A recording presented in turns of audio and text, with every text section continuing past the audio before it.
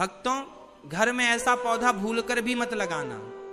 कहते हैं कि कुछ पौधों के बारे में ऐसी मान्यताएं प्रचलित हैं कि यदि उन्हें बिना सही जानकारी के लगाया जाए तो घर में नकारात्मकता, कलह और परेशानियां बढ़ सकती हैं। इसीलिए इस वीडियो को अंत तक अवश्य देखें, क्योंकि अंत में मैं एक ऐसी महत्वपूर्ण बात बताऊंगा जिसे अधिकांश लोग नहीं जानते। एक बात पहले साफ कर दूं, ये सारी बातें लोक मान्यताओं और पुराने शास्त्रों में मिलने वाले वास्तु के सिद्धांतों पर आधारित हैं। इन्हें अंतिम सत्य मत मानिए, बल्कि एक परंपरा और सोच की तरह देखिए जो पीढ़ी दर पीढ़ी हमारे बुजुर्गों से हम तक पहुंची है।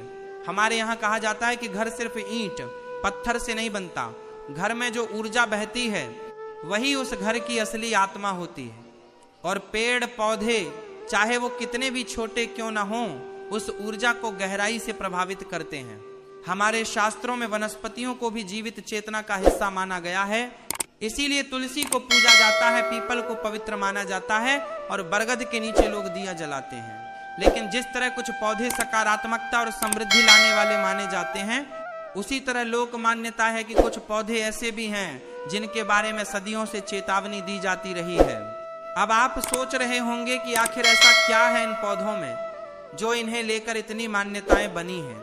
तो चलिए इसे समझते हैं एक कहानी के जरिए, जो हमारे गांव देहात में अक्सर बुजुर्गों की जुबानी सुनने को मिलती है। कहा जाता है कि एक समय की बात है, एक गांव में एक परिवार बड़े प्रेम से रहता था। घर में सुख शांति थी, बच्चे हंसते खेलते थे और घर के आंगन में तरह तरह के फूल पौधे लगे हुए थे। एक दिन घर की बहू को कहीं से एक विशेष पौधा मिला जो देखने में बहुत सुंदर था, पत्तियां घनी और आकर्षक थीं।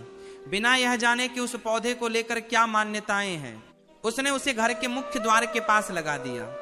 शुरू में तो सब कुछ ठीक लगा, लेकिन धीरे धीरे परिवार में छोटी छोटी बातों पर झगड़े होने लगे। घर के बुजुर्ग की तबीयत बार बार बिगड़ने लगी और एक अजीब सी बेचैनी घर के हर कोने में महसूस होने लगी।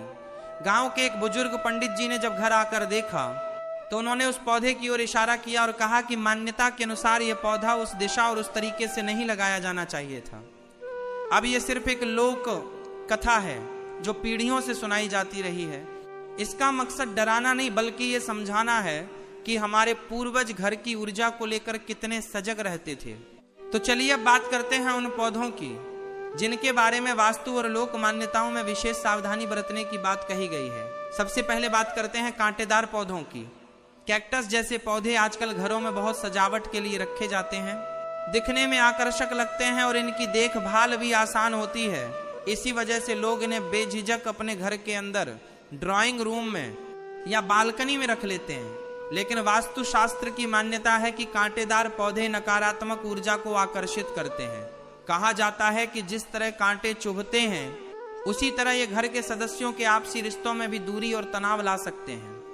खासकर अगर ऐसा पौधा घर के मुख्य द्वार के पास, बेडरूम में या लिविंग एरिया में रखा जाए तो मान्यता है कि इससे घर में क्लेश बढ़ता है, आर्थिक तंगी आती है और सदस्यों के स्वभाव में चिड़चिड़ापन आ सकता है। अब यहाँ मैं ये स्पष्ट कर दूं, ये कोई वैज्ञानिक तथ्य नहीं बल्कि एक परंपरागत विश्वास है। और अगर आपके घर में पहले से कैक्टस है तो घबराने की बात नहीं, बस मान्यता के अनुसार इसे घर के बाहर या ऐसी जगह रखा जा सकता है जहां इसकी नकारात्मकता का असर कम माना जाता है। इसी तरह एक और पौधा है जिसका जिक्र अक्सर बुजुर्ग करते हैं, वह है मद्दार यानी आक का पौधा। शास्त्रों में आक के पौधे को भगवान शिव से जोड़कर देखा जाता है, इसीलिए इसे पूरी तरह अशुभ नहीं कहा जा सकता। लेकिन लोक मान्यता है कि इसे घर के अंदर खासकर रहने वाले कमरों में लगाना ठीक नहीं समझा जाता। कहते हैं कि यह पौधा शमशान और वीरान जगहों से जुड़ा माना जाता है, इसलिए इसे घर के भीतर लाने से घर में एक अजीब सी शांति भंग होने वाली ऊर्जा आ सकती है। ऐसी मान्यता है कि इससे घर के सदस्यों में मानसिक अशांति, नींद की समस्या और अनजाना डर महसूस हो सकता है। अब बात करते हैं इमली के पेड़ की। हमारे यहाँ बचपन से ये कहावत सुनने को मिलती है कि इमली के पेड़ के नीचे बैठना नहीं चाहिए या इसे घर के आंगन में नहीं लगाना चाहिए। इसके पीछे मान्यता यह है कि इमली का पेड़ बहुत सघन छाया देता है, जिसकी वजह से लोक विश्वास में इसे नकारात्मक शक्तियों का वास स्थान माना जाता रहा है। कहा जाता है कि इमली के पेड़ के आसपास ऊर्जा भारी और स्थिर हो जाती है, जो घर के सामान्य वातावरण को प्रभावित कर सकती है। बुजुर्ग कहते हैं कि जिस घर के बहुत करीब या आंगन में इमली का पेड़ हो, वहां सदस्यों को बार बार स्वास्थ्य संबंधी परेशानियां, नकारात्मक विचार और घर में एक अनजानी उदासी महसूस हो सकती है। हालांकि यह भी एक परंपरागत मान्यता ही है। वैज्ञानिक रूप से इमली का पेड़ सिर्फ एक सामान्य वृक्ष है जो छाया और फल देता है। अब मैं आपसे एक बहुत जरूरी बात कहना चाहता हूं। इस वीडियो को यहीं मत छोड़िएगा, क्योंकि आगे मैं उस पौधे के बारे में बताने वाला हूं जिसे लेकर सबसे ज्यादा मान्यताएं और चेतावनियां प्रचलित हैं। और साथ ही ये भी बताऊंगा कि अगर गलती से ऐसा कोई पौधा आपके घर में लगा हुआ है तो शास्त्रों के अनुसार क्या उपाय किए जा सकते हैं। तो चलिए अब बात करते हैं सूखे और मुरझाए हुए पौधों की, जो शायद सबसे ज्यादा नजरअंदाज किया जाने वाला विषय है। हम अक्सर घर में गमले लगाते हैं, कुछ दिन उनकी देखभाल करते हैं, फिर व्यस्तता में उन्हें भूल जाते हैं। धीरे धीरे वह पौधा सूखने लगता है, पत्तियां पीली पड़ जाती हैं, तना कमजोर हो जाता है, लेकिन हम उसे वैसे ही गमले में पड़ा रहने देते हैं। वास्तुशास्त्र की मान्यता है कि सूखा हुआ पौधा घर में स्थिर नकारात्मक ऊर्जा का प्रतीक बन जाता है। जिस तरह एक जीवित हरा भरा पौधा घर में सकारात्मकता और नई ऊर्जा का संचार करता है, ठीक उसी तरह मुरझाया और सूखा पौधा रुकी हुई थकी हुई ऊर्जा का प्रतीक माना जाता है। लोक मान्यता के अनुसार ऐसे पौधे घर में रखने से सदस्यों की उन्नति रुक सकती है, आर्थिक तरक्की में बाधा आ सकती है। लोक मान्यता के और घर के वातावरण में एक अनकही भारीपन महसूस हो सकता है। इसीलिए बुजुर्ग हमेशा कहते हैं कि घर में कभी भी सूखा हुआ या मरा हुआ पौधा नहीं रखना चाहिए। अगर पौधा सूख जाए तो उसे सम्मान पूर्वक हटा देना चाहिए और उसकी जगह नया पौधा लगाना चाहिए। अब बात करते हैं बोनसाई पौधों की, जो आजकल बहुत फैशन में है। बोनसाई यानी वो पौधे जिन्हें जानबूझकर छोटा रखा जाता है। उनकी जड़ों और शाखाओं की प्राकृतिक वृद्धि को रोका जाता है ताकि वे बड़े न हो सकें। दिखने में यह कला बहुत सुंदर और आकर्षक लगती है, लेकिन वास्तु और फेंग शुई दोनों परंपराओं में इसे लेकर एक दिलचस्प मान्यता प्रचलित है। कहा जाता है कि जिस तरह इस पौधे की प्राकृतिक वृद्धि को दबाया जाता है, उसी तरह घर में इसे रखने से घर के सदस्यों की उन्नति और तरक्की की राह में भी रुकावटें आ सकती हैं। मान्यता है कि बोनसाई पौधा घर में एक तरह से सीमित और दबी हुई ऊर्जा का प्रतीक बनकर रहता है, जो परिवार के विकास, बच्चों की पढ़ाई लिखाई और करियर में आगे बढ़ने की गति को धीमा कर सकता है। इसीलिए कई वास्तु विशेषज्ञ घर के अंदर बोनसाई पौधा रखने से बचने की सलाह देते हैं, खासकर बच्चों के कमरे या स्टडी रूम में। अब मैं आपको बताता हूं रात में खिलने वाले और तेज गंध वाले कुछ पौधों के बारे में, जैसे रात रानी। रात रानी की खुशबू बहुत मनमोहक होती है। लोग शौक से इसे अपने घर के बाहर लगाते हैं, लेकिन मान्यता है कि इसकी तेज और गहरी सुगंध रात के समय एक अलग तरह की ऊर्जा को आकर्षित करती है। इसीलिए पुराने समय में इसे घर के बहुत करीब, खासकर बेडरूम की खिड़की के पास लगाने से मना किया जाता था। कहा जाता है कि इससे नींद में खलल, अजीब सपने आना और मानसिक बेचैनी जैसी समस्याएं हो सकती हैं। हालांकि इसे घर से थोड़ी दूरी पर बगीचे के किनारे लगाना शुभ माना जाता है। अब जो पौधा मैं आपको बताने जा रहा हूं, इसे लेकर हमारे समाज में सबसे ज्यादा डर और मान्यताएं जुड़ी हुई हैं, इसलिए ध्यान से सुनिएगा। ये पौधा है बेल का पेड़, या यूं कहें कि इससे जुड़ी गलतफहमियां। बेल का पेड़ भगवान शिव को अत्यंत प्रिय माना जाता है। बेल पत्र के बिना शिव पूजा अधूरी मानी जाती। लेकिन एक अजीब लोक मान्यता यह भी प्रचलित है कि बेल के पेड़ को घर के आंगन के बिल्कुल बीचों बीच नहीं लगाना चाहिए, क्योंकि इसकी जड़ें बहुत गहरी और फैलने वाली होती हैं और मान्यता है कि यह घर की नींव की ऊर्जा को असंतुलित कर सकती हैं। ध्यान दीजिए, यहाँ बेल का पेड़ अशुभ नहीं है, यह अत्यंत पवित्र है। बस इसे लगाने की सही दिशा और स्थान को लेकर वास्तु में कुछ नियम बताए गए हैं। यही बात लागू होती है पीपल के पेड़ पर भी। पीपल को देवतुल्य माना जाता है, इसके नीचे बैठकर लोग ध्यान करते हैं।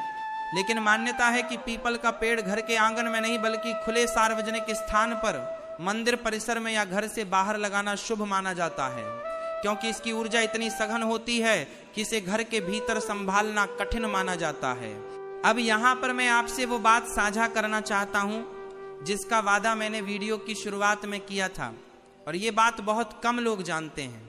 मान्यता है कि किसी भी पौधे का शुभ या अशुभ होना सिर्फ उसकी प्रजाति पर निर्भर नहीं करता, बल्कि इस बात पर भी निर्भर करता है कि उस पौधे की देखभाल कैसे की जा रही है, वह किस दिशा में लगाया गया है और घर के सदस्यों का उसके प्रति भाव कैसा है। शास्त्रों में कहा गया है कि श्रद्धा और सही देखभाल से लगभग हर पौधे की ऊर्जा को संतुलित किया जा सकता है।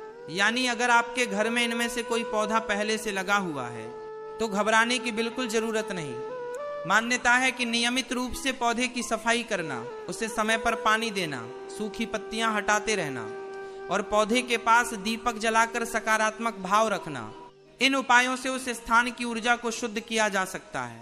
कुछ लोग ये भी मानते हैं कि तुलसी के पौधे को घर में साथ रखने से या पौधे के गमले में थोड़ा गंगा जल मिलाने से नकारात्मक मानी जाने वाली ऊर्जा संतुलित हो जाती है। एक और बात जो शास्त्रों में बहुत महत्वपूर्ण मानी गई है वह यह कि घर की दिशा का पौधों से गहरा संबंध बताया गया है। मान्यता है कि घर के उत्तर पूर्व दिशा को सबसे पवित्र और सकारात्मक दिशा माना जाता है। इसीलिए तुलसी जैसे पौधे को हमेशा इसी दिशा में रखने की सलाह दी जाती है। वहीं दक्षिण दिशा को लेकर कहा जाता है कि यहाँ भारी और घने पौधे लगाना बेहतर रहता है, क्योंकि यह दिशा स्थिरता से जुड़ी मानी जाती है। पश्चिम दिशा में फूलों वाले पौधे शुभ माने जाते हैं, जबकि उत्तर दिशा में हरे भरे और मुलायम पत्तियों वाले पौधे लगाने की सलाह दी जाती है। यह भी मान्यता है कि घर के मुख्य द्वार के ठीक सामने कोई भी बड़ा या घना पेड़ नहीं लगाना चाहिए, क्योंकि इससे घर में सकारात्मक ऊर्जा और शुभ अवसरों के प्रवेश में रुकावट आ सकती है। अब मैं आपको एक और परंपरागत मान्यता बताता हूँ जो अक्सर लोग नहीं जानते। कहा जाता है कि पौधे लगाते समय व्यक्ति के मन की स्थिति और नीयत का भी बहुत प्रभाव पड़ता है। अगर कोई व्यक्ति गुस्से में, तनाव में या नकारात्मक भावना के साथ पौधा लगाता है तो मान्यता है कि उस पौधे में वही ऊर्जा समा जाती है। इसके विपरीत अगर पौधा शांत मन से, अच्छे विचारों के साथ और श्रद्धा भाव से लगाया जाए तो चाहे वह सामान्य पौधा ही क्यों न हो, वह घर के लिए शुभ फलदायी माना जाता है। यही कारण है कि हमारे पूर्वज कोई भी नया पौधा लगाने से पहले हाथ जोड़कर प्रकृति और धरती माता का आभार व्यक्त करते थे, ये मानते हुए कि हर पौधा भी जीवन और चेतना का एक अंश है।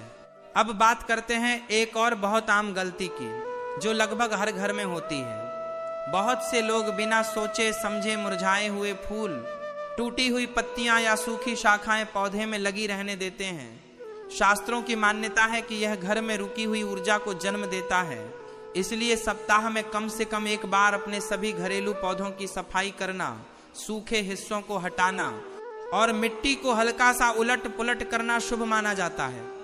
यह भी कहा जाता है कि गमलों में जमा हुआ अत्यधिक पानी या सड़ी हुई मिट्टी की दुर्गंध घर में स्थिर नकारात्मकता का प्रतीक मानी जाती है, इसलिए गमलों की जल निकासी का खास ध्यान रखना चाहिए।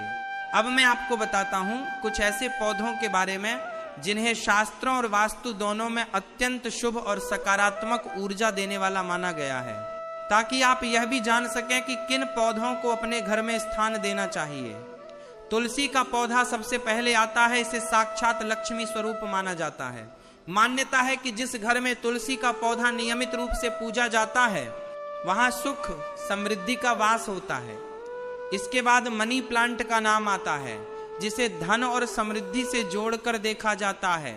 मान्यता है कि इसे घर के दक्षिण पूर्व दिशा में रखने से आर्थिक स्थिरता आती है। एलोवेरा को लेकर भी मान्यता है कि यह घर से नकारात्मक ऊर्जा को अवशोषित कर सकारात्मकता का संचार करता है।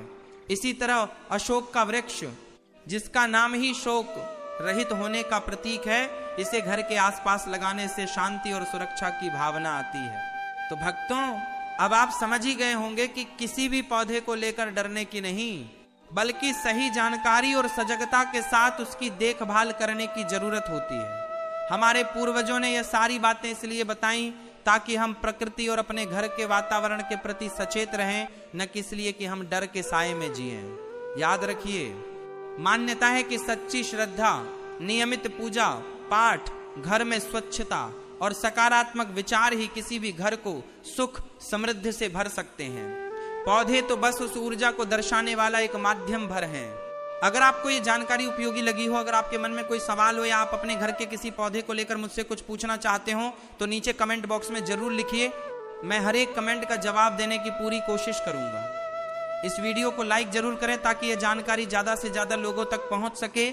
अपने परिवार और दोस्तों के साथ इसे शेयर करें ताकि वे भी अपने घर की ऊर्जा को सही तरीके से समझ सकें। और अगर आप ऐसी ही रोचक, ज्ञानवर्धक और आध्यात्मिक जानकारी रोज पाना चाहते हैं तो हमारे चैनल को अभी सब्सक्राइब करें और बेल आइकन दबाना बिल्कुल ना भूलें, ताकि हर नई वीडियो की सूचना आपको सबसे पहले मिल सके। जय हो, सदा खुश रहिए, अपने घर को प्रेम और सकारात्मकता से भरिए। मिलते हैं अगली वीडियो में एक नए और दिलचस्प विषय के साथ।